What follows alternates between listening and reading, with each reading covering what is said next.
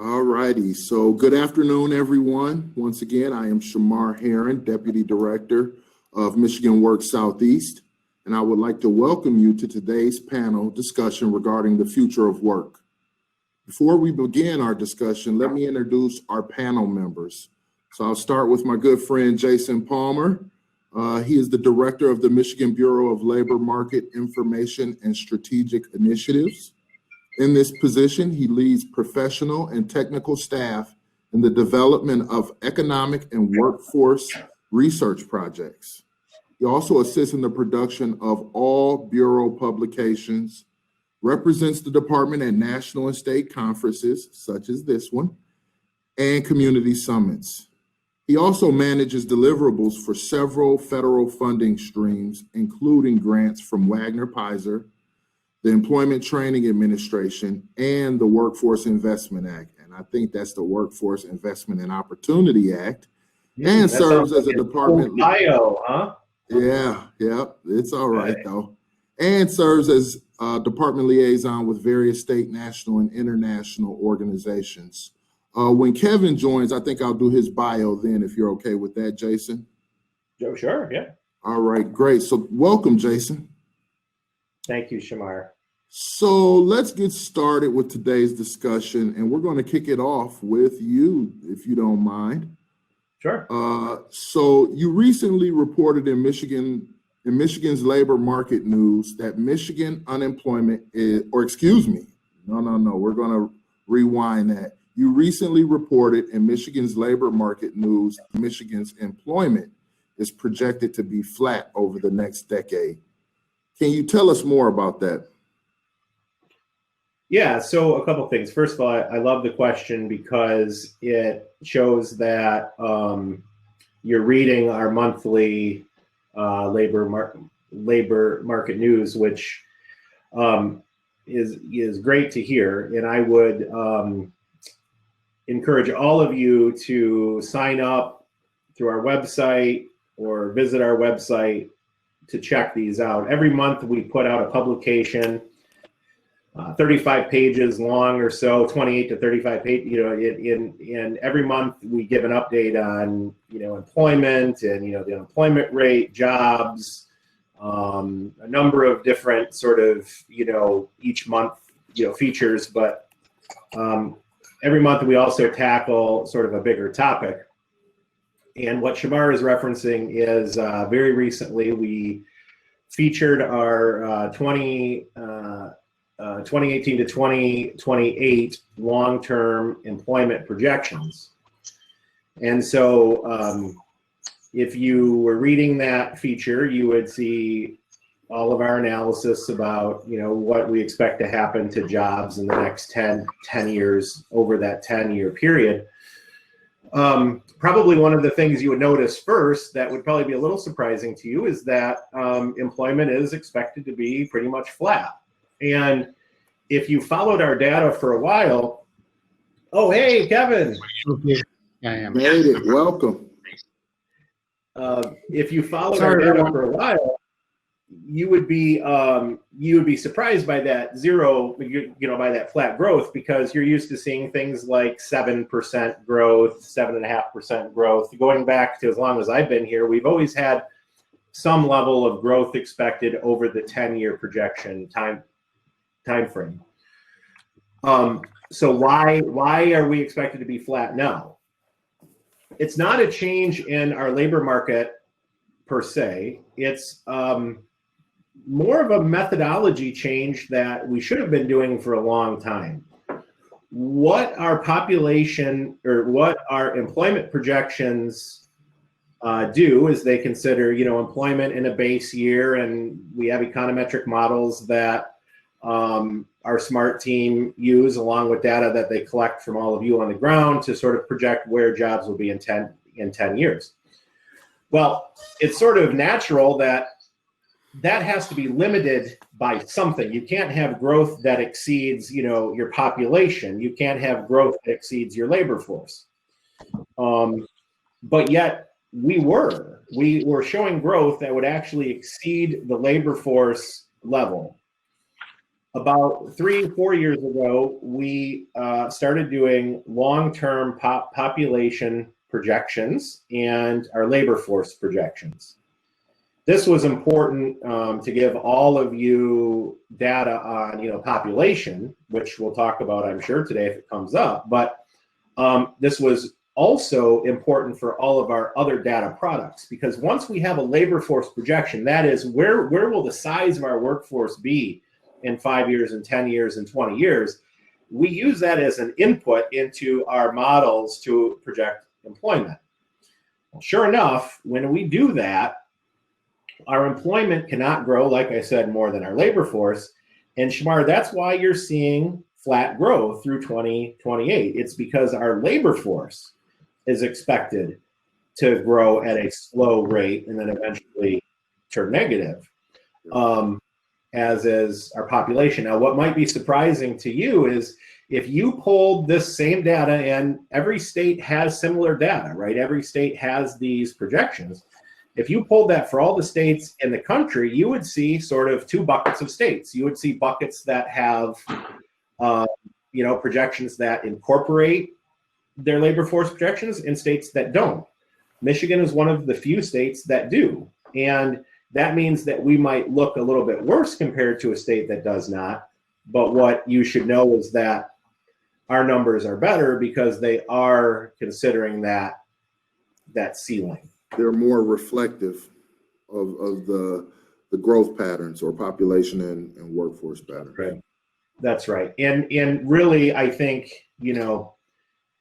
it speaks to a challenge that we know is coming, right? It speaks to a challenge where we know that we're getting older as a population. We talk about 2030 as being a year when Michigan will become where we'll enter a period of, a natural decline. We'll have more deaths than births.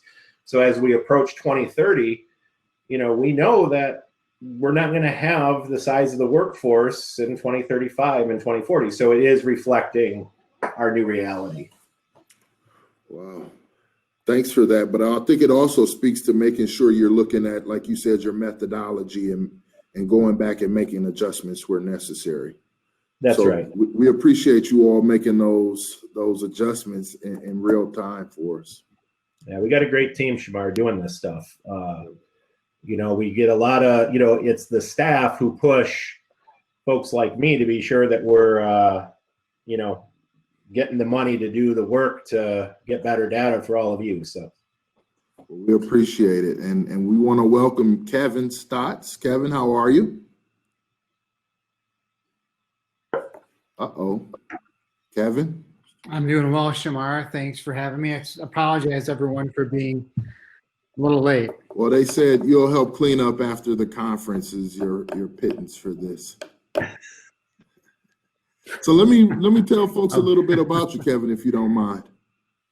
So Kevin Stotts is the president of Talent 2025, a CEO-led effort to improve the quality of the West Michigan region's talent development, attraction, and retention efforts to meet the needs of West Michigan's employers. As president, he works with the West Michigan business, education, workforce, and economic development leaders to ensure West Michigan is a top 20 region for talent. Prior to working for Talent 2025, Stotts served as vice president of community programs with the Grand Rapids Chamber of Commerce, led a scholarship program for at-risk individuals, and worked in state government. So Kevin, you've done a little bit of everything in a variety of sectors, so we want to welcome you. Yeah, thank you. What did you do? We're excited to hear from you. I worked in Angler's Okay. office. My first job really out of college was doing advance for Angler, driving around the state and ahead of him with plant tours and ribbon cuttings and county fairs and such. It was a great way to see the entire state. And as you know, the diversity of the economy and occupations across the state. So yeah, it was perfect for this type of work. Great. So You got the case a bunch of places, huh? Check them out. yeah. Hey, Kevin, I got a question for you. Yeah. There is a serious need for high quality data that measures the effectiveness of our education and workforce programs. Talent 2025 recently conducted research and made recommendations regarding longitudinal data systems in Michigan. Please tell us about those recommendations and why you believe this issue is so important. Yeah, well, first I want to commend Jason and his team. We've had a long-standing partnership now, going back, I think, 5 or 6 years, and where Jason's team's been providing us really good labor market information, which we then pair with focus groups and really get into sort of the more the detail and understanding of what's happening in the labor market sort of now and forecasts over the next couple of years. And so I think what the state has and Jason and his team is really quite remarkable. And from the get-go, Jason and his team have been a great partner. So just a kudos and thank you to the Jason and the Bureau for all the work that they do. But, you know, to your right, Shamar, to your point, your answer your question, yeah, you're right. I think we believe that to compete in this 21st century landscape, that we really need high quality data to really drive the decision-making process around investments in education and workforce development, support for employers, in order to make sure that Michigan is competitive in this really sort of complex and increasingly changing landscape of employment, because, you know, issues like AI and automation are really transforming industry every day, and that's only been accelerated with COVID-19 and the disruptions that have been caused by it, which we believe are, a lot of them are going to be permanent. And so to be effective, we really have been focusing on and doing this report now for over a year, that we released in February, and that was to really analyze and do a comparison of Michigan's longitudinal data system in comparison to other states and what they are doing. And there's been a lot of literature and talk about it. We've always been thinking about how do we make, you know, West Michigan a top 20 region for talent, and that includes, you know, how do we help Michigan to have a best-in-class longitudinal data system. And, you know, while we have a really good data system, it could be better. And so looking at other states, we kind of laid out 8 characteristics that are essential to making Michigan's longitudinal data system best in class. And out of those 8 characteristics, in order to get there, we have 7 different recommendations that are detailed in our report, which again released in February. So it sounds like between the two of you, we should have enough data to start to make sure we're addressing the issues or the opportunities that automation, artificial intelligence, big data, all of the industry 4.0 power foundational pieces. So you all are going to be able to help us navigate this new landscape with your data and your background and your research. So thank you. Yeah, I think from our perspective and what we learned from our study and the comparison with what other states are doing is that there are a couple of gaps in what Michigan has. And so it's blending together, as we described it, kind of a trifurcated system where you have DLL data and the employment data, and then the Department of Education data. We need to, bring all those, connect all those different data sets together. We certainly need to build up a more sort of data literacy amongst people who use that kind of data to drive decision making, and have some clear processes in place so that you can go to the state and put forth information requests and get that data in order to make decisions as far as resource allocation to maybe drive changes in K-12 education or higher education workforce development based on the labor market projections and feedback that Jason and his team have. We're close, but we're not quite there. And so I could go into the 7 strategies, but I won't bore everyone with those details just yet unless you want to hear those. But we're close, but it's really how do we better leverage that? And as we know, in terms of the state being really constrained with resources, Did we lose them? We may have. I will get the techies right on this. If you guys could please just keep going, and I'll see what I can do in the background. Yeah, I mean, Shamar, Kevin's right. I mean, what he's talking about is a real challenge. So we in my bureau, most of you know Scott Powell and his team, but they're really doing some great work with trying to get these data sets together. And we received, as a state, the data for the American Dream grant. Boy, it's probably been a year now since we've had this, but one of the things that we're doing with that grant is putting some of this data together to help, decision makers as they're looking at policies around the workforce. But Kevin's point, is really well taken. There ought to be, and we hope to see soon, a process where people can request this data, where it can be stripped of any, PII, but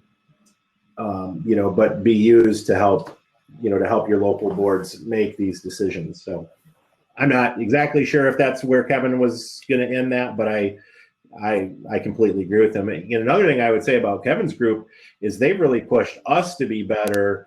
Some of those collaborations he was talking about, it was because Kevin was there telling us, hey, we need to do better with this data. We need to get the employers in the room to verify this data, to vet this data. I mean, those are all things that, that have made us better. So, credit Kevin and his team for that.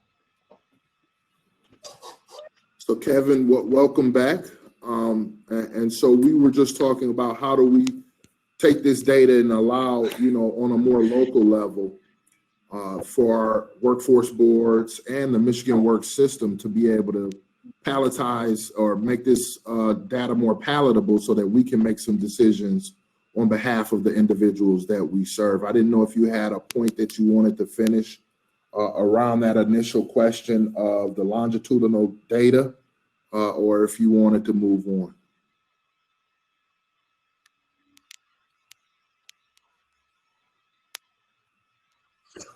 All right, we'll move on to the next question. The point I would make, and I've spoken to the association, members of the association back in May about our recommendations. And I think in order to sort of leverage all the assets that Jason and his team have, and to connect the silos of data that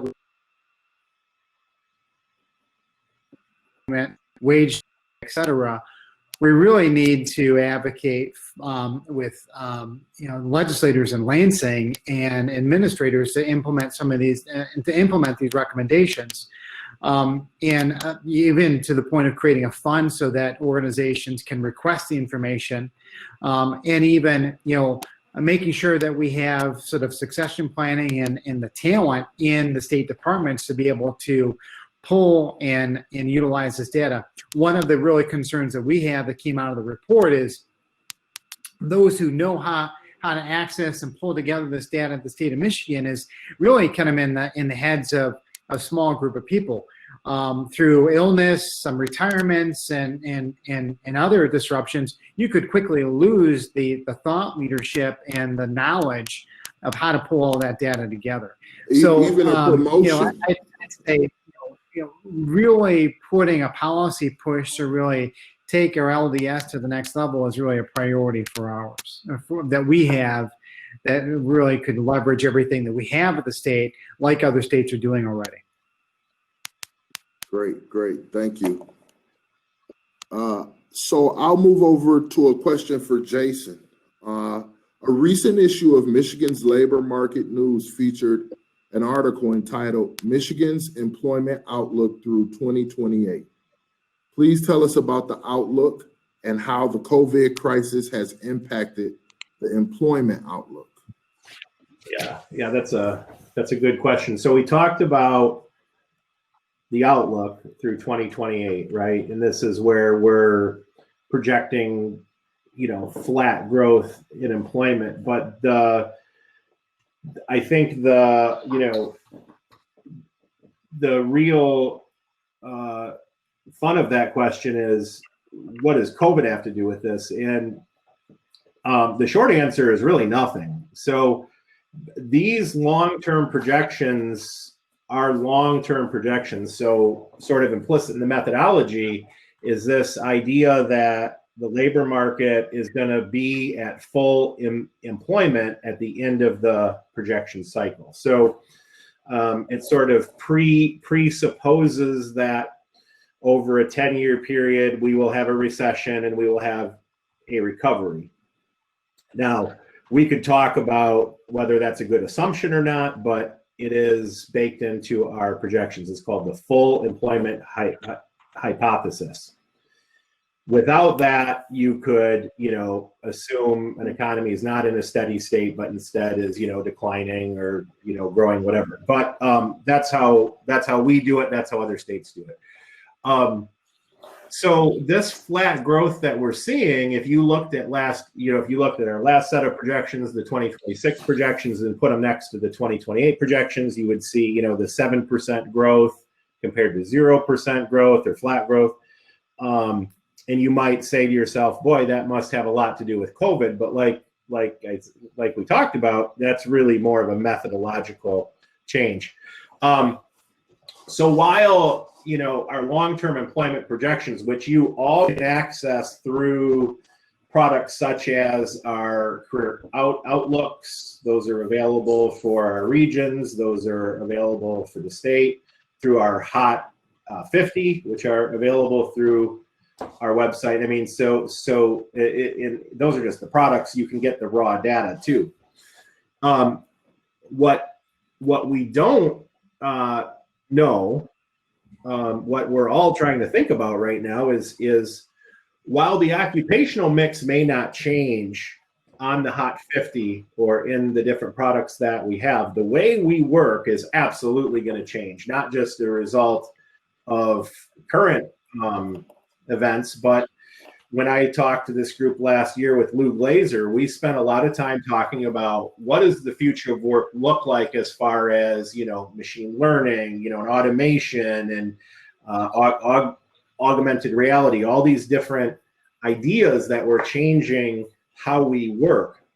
Well, you can throw this in the mix too, because look what we're doing here. We're presenting 123 people are listening to Kevin and Shamar and me talk here, from our homes. This is teaching a lot of people that they can work from home. Look, you've got state agencies are working from home. I mean, who would have thought that? The federal, government working from home. A lot of really risk-averse groups are being forced to experiment with this, and we're finding, I think, that it's working. Lots of challenges, but it's working. So that's a really long way of saying, while we might not see big changes in our long-term projections as far as the types of occupations, the types of industries that are expected to see growth, I think it's absolutely a certainty that we're going to see changes in how that work is being performed, whether it's being done, more remotely, more flexible, work arrangements, etc. That's not part of our long-term projection, but it's something that I certainly will encourage the Bureau to work on when I'm gone, and to be thinking about what work looks like as a result of this change that we're seeing. Mm-hmm. Yeah, thank you. Two quick points. One, I read an article where if you're a fan of sliders or White Castles, as many of us are in Michigan, they are starting to implement, augmented reality, but also full out autonomy with robots doing a lot of the cooking of the food now. So that's one tangential piece. But also thinking about the flexibility of the workspace now. I think it was Rocket Mortgage closed more mortgages during the crisis than they have ever before. So figuring out how to work well in different spaces, whether it's in your basement or, at the coffee shop or wherever there's a strong internet system, has become a reality for us. So that's one of the things as a system we have to continue to push our customers to understand is that this isn't something that's far down the road for 2030 or 2045. It's here now. And so we have to start making those adjustments. Yeah, and and how we train our people. I don't know that it's something that this panel is going to get into, but I see there's really an equity problem with this as well, because we have to be sure absolutely that people have the the knowledge, abilities, the technology to do it, or accessibility, access to these tools. I'd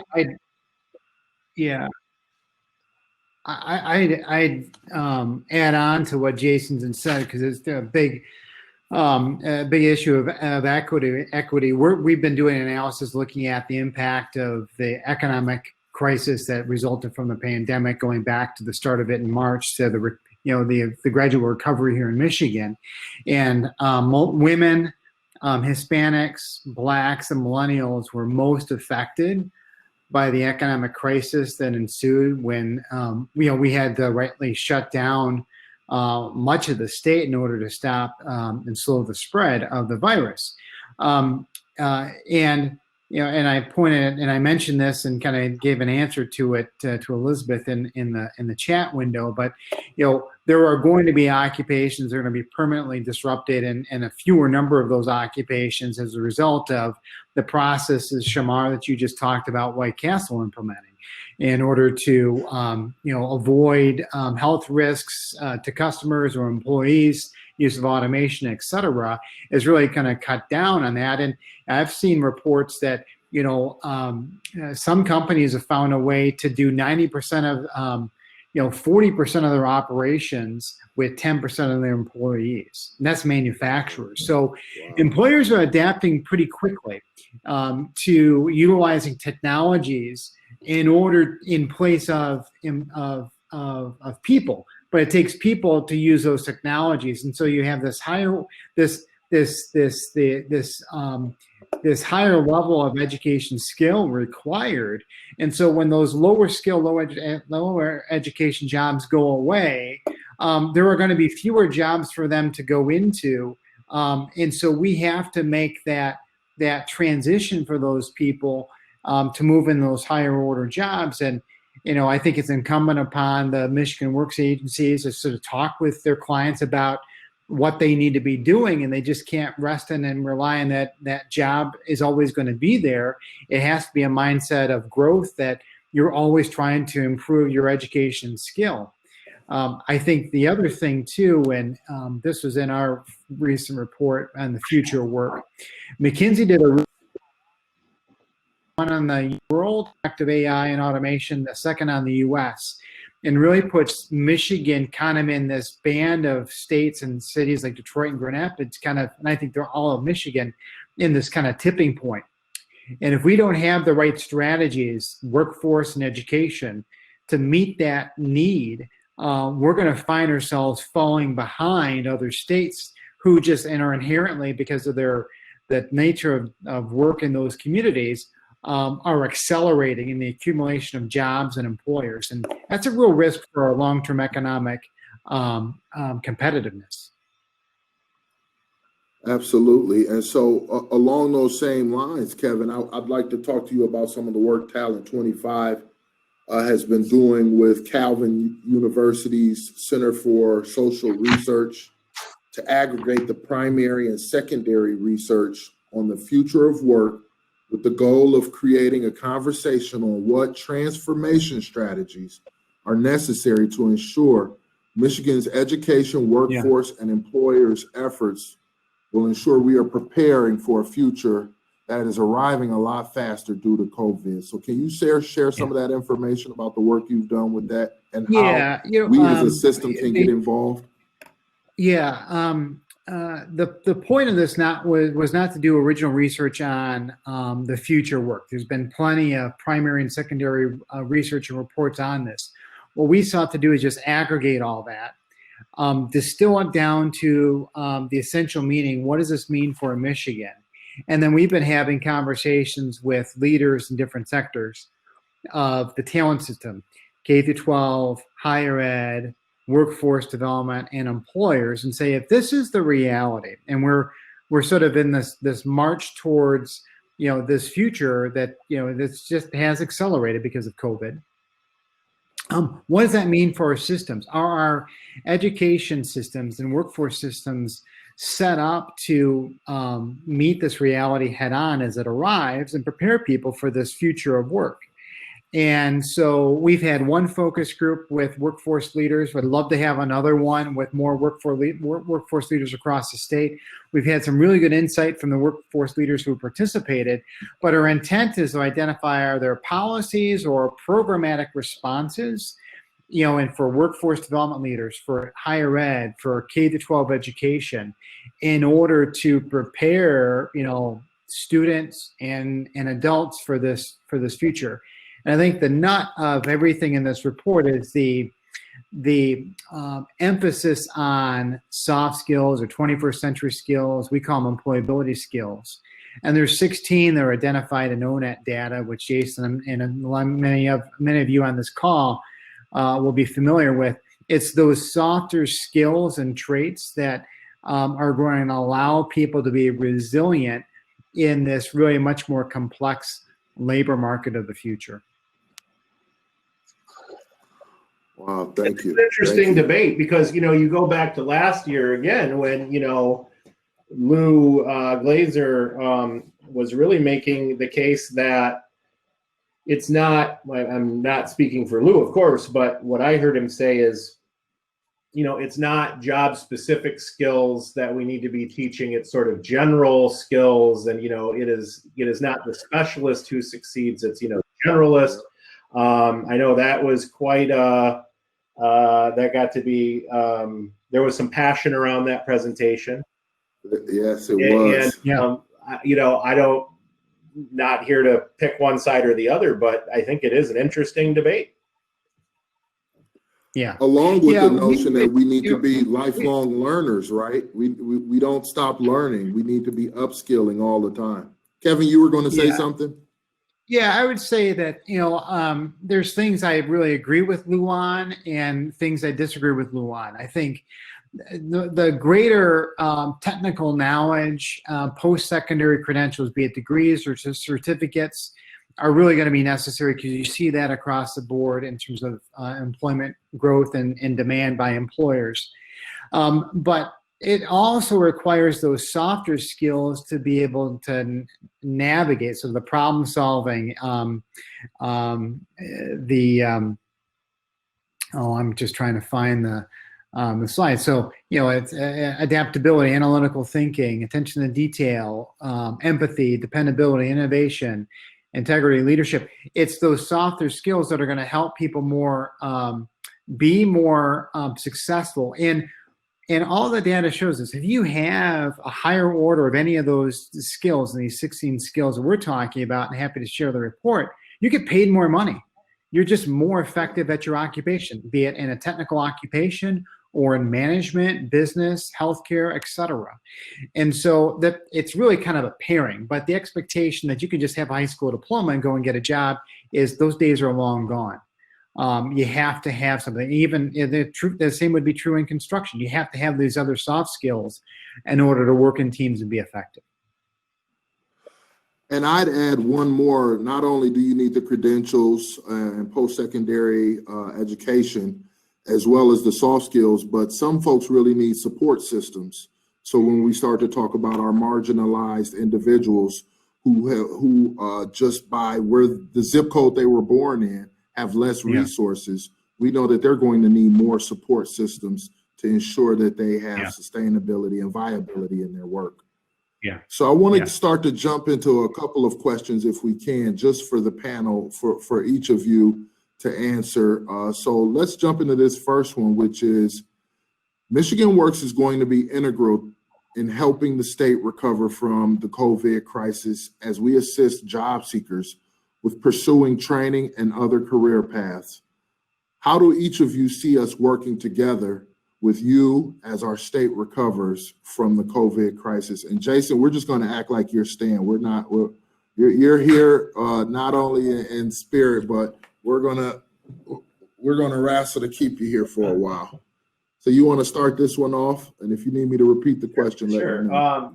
Yeah, I mean, a couple of things come to mind. This panel is a great start, right? And I think that, Michigan Works, and I think throughout the state, just the curiosity that I think the system shows for data and analysis is a great start.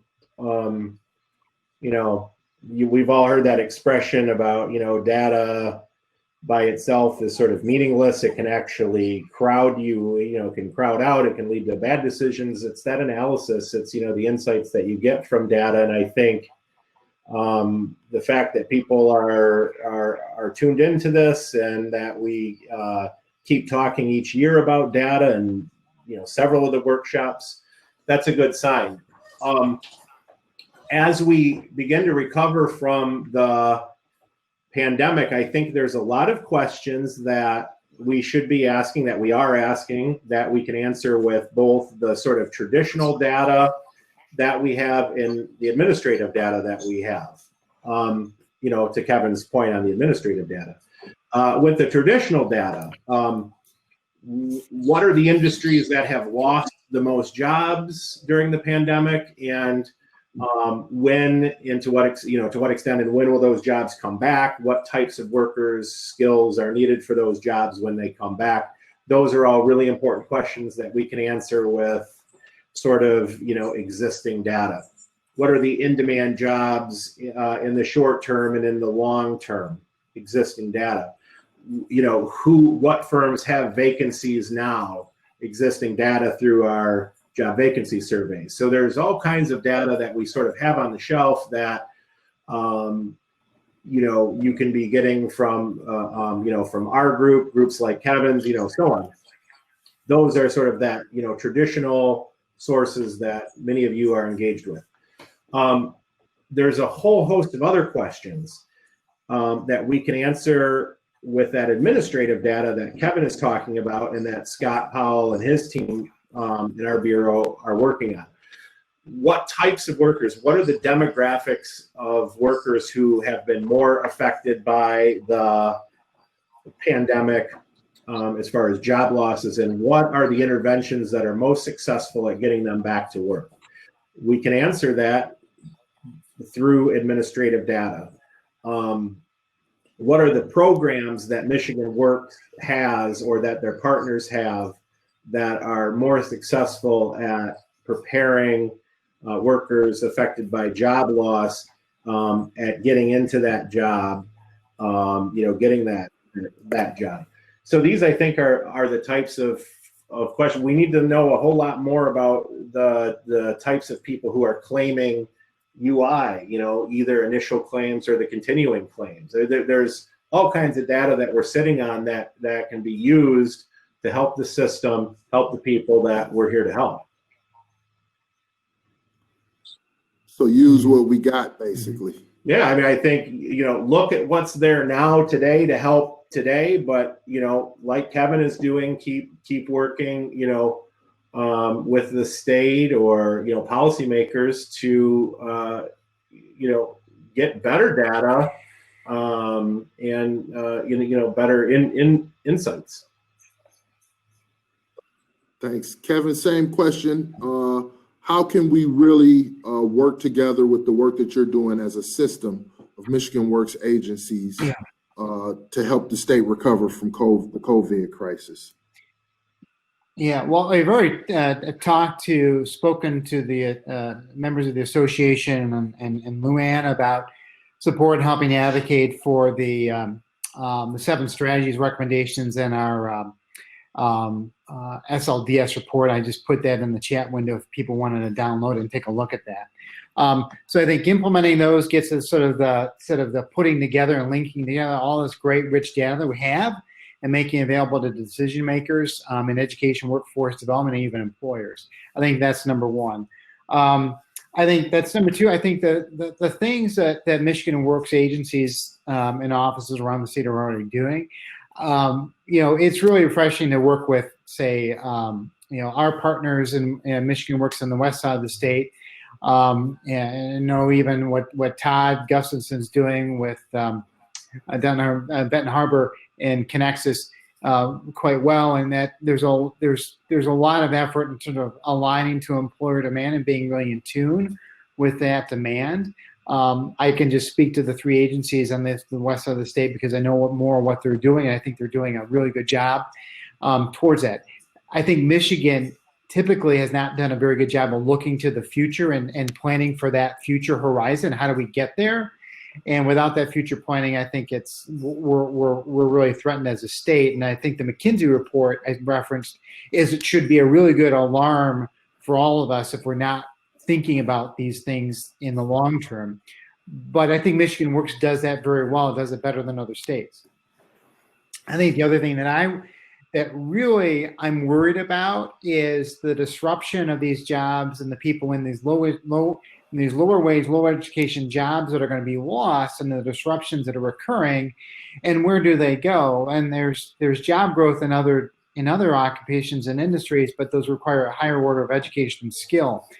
I have really big concerns about our adult basic education programs across the state and their ability in terms of quality and capacity to help those individuals make that transition in this economy.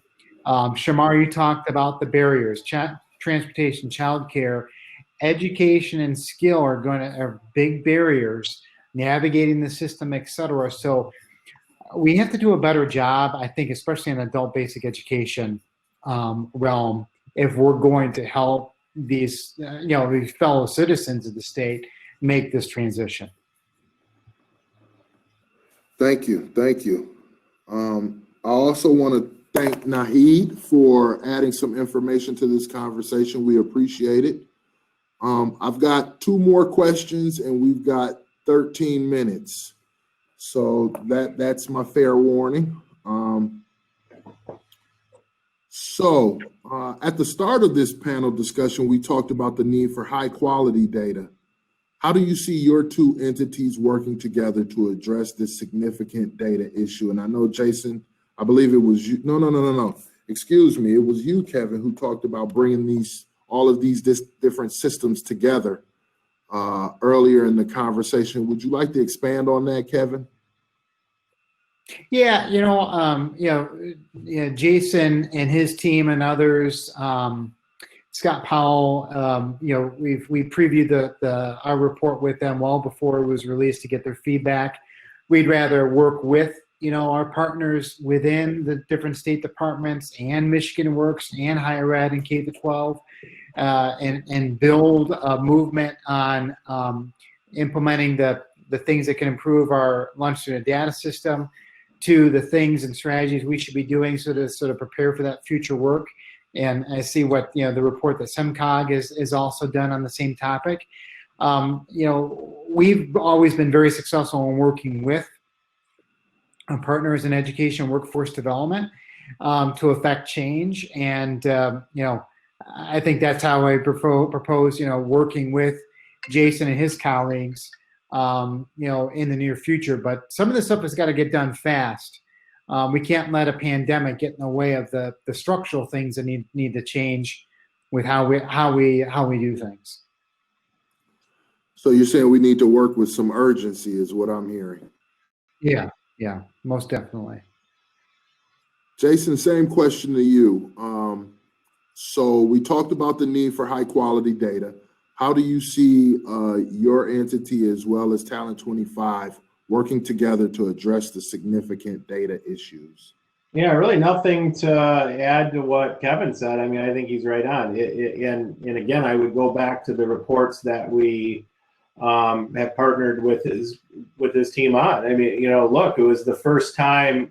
I don't know, Kevin, do you remember when we did that? We sat down and we taped the little video, little video parts. I mean, Yeah, I think that goes back to 2015. No, it goes back to 2013 when we started doing the first one. Yeah. Yeah, I mean, it was really cool to see the first time that I'm aware of, at least, that our Bureau's data was brought to life in such a way where, we did videos where we had someone on my team sort of talk about the data, and the trends in the data. And then Kevin lined up somebody in the industry to share sort of, the view of the employer. And I thought that was really cool. I think that there's two important things going on at the same time, Shamar, and I'll try and be quick. There's this desire, like Kevin is talking about, for this administrative data, connecting databases. The insights that we can get from that data is like really important. There's no doubt about it. And we need to pursue that like fast. Okay. But I also, what I try to, recognize that my bureau is a lot of, statisticians and economists and, really intelligent people. They weren't necessarily trained in, focus groups or ethnography, things like this. So what I encourage my team to think about is the people behind the data. So as we trend towards these administrative data sets to make decisions, et cetera, I think we need to also be sure that we're continuing to meet the job seekers, to understand their stories, their challenges, not from administrative records, but from a conversation. Getting to know them, getting to know our employers, their challenges. It's, the qualitative piece is still important. And one example that I'll give you is, for my bureau, we made it a mandatory training a couple years ago that everybody, we're a small team, we're 40 people, but everybody in the team had to go into a Michigan Works office and spend a day in the job center. And we asked them to think about, how do you see the LMI data in the American Job Center? How's it being displayed? And some of the insights that we got, I think, are really important. Look, our Hot 50 jobs list displays the Hot 50 jobs in Michigan.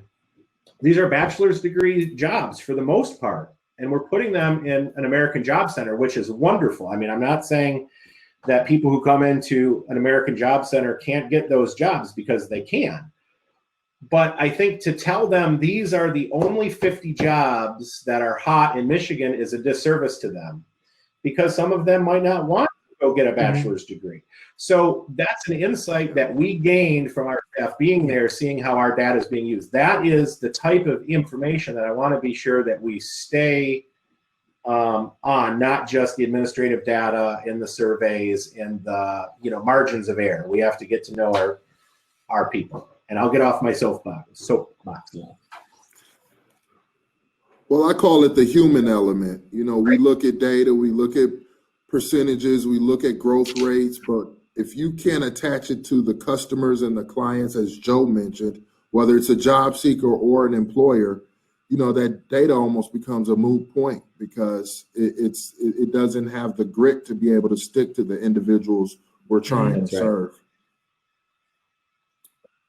All right, so with 7 minutes left, I will open up the chat for one question. I think we've got enough time to allow each of our esteemed panelists to answer one question. So I'm looking to the 138 of you out there. If you're interested in having a question answered, I'm going to do first come, first serve, just to keep some integrity. And I know this 6 minutes is between you and the rest of your day, so I'll be mindful of that as well. Are there any Ohio State fans out there who want to ask a question? I have a question. So, Jason, when you're talking about seeing the hot jobs out there and, looking at the balance of when Michigan Works are trying to guide people to a job and training, knowing that we have limited resources, how do you balance that when we are focused on the most in-demand jobs that are in a region for that talent pool? So I'd like to understand a little bit about, how we apply data in those, in those ways. Well, I guess the point is not the point that I was making is, Scott likes to say, those aren't the 50 jobs. There's the 51st job, there's the 52nd job, there's the 53rd job. Mm-hmm. And there's nothing about the 51st job that's any worse or any better than, you know, the number 50. It's just we only have a certain amount of paper that we can print to put on the posters, to put on the walls. But I think it's products that allow a job seeker to filter their jobs. They should be able to filter out, you know, show me in-demand jobs that require this level of training or are in this county. And I think that's where we're trying to go with this stuff. And then I would just add, you know, we're working on a pilot with USDOL, Mathematica, and Upjohn on what are the behavioral, like when job seekers get LMI data, what are sort of some, you know, behavioral nudges that we can give them to help them use the data to make decisions. And I think that's important too. So the point I'm making is not just like a poster, it's like what's behind the poster and like how are you going to use that information to make your decisions. Thank you. Yeah, I think that's a great point. And that career progression and that pathway from the first job to the second or third job, because Absolutely. for some experiences, that's really like the third, fourth, or fifth job. That's when you really start to make the money. That's really when you kind of hit your stride from an income standpoint. And that first job can teach you those skills that really make you really an effective, you know, employee or manager or leader in that third, fourth, or fifth job. Agreed. And someone mentioned stackable credentials as you were mentioning pathways, Kevin, and I think those two go hand in hand. Well, Shamar, we're kind of coming here to the end of it, so I'd like you to. Yep, I was going to wrap it up. So I'd like to thank our panelists, both Jason Palmer and Kevin Stotts, for joining us and sharing their time, knowledge, and thoughts today. Michigan Works is proud to work with you to help get Michigan residents re-employed post-COVID and finding employers that the talent that they need to re-engage as this economy recovers. So I want to thank you both. Thank you, Luann, and your team for doing a great job. And I want to say thank you to everyone who joined this panel today. So have a great day, everyone, and we will see each other virtually tomorrow. Thank you so much for participating. Have a great day, everybody. Thank you. Take care.